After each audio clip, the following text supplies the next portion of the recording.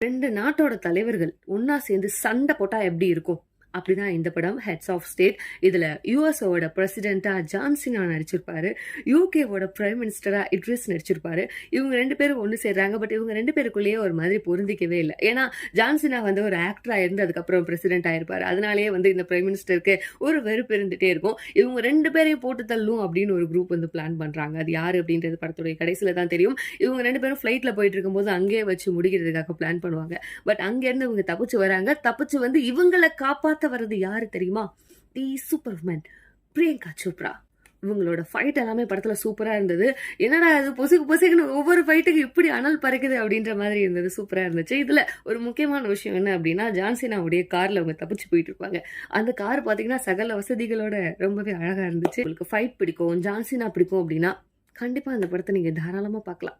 Heads of state Amazon பிரைம்ல இருக்கு, தமிழ்லயே இருக்கு.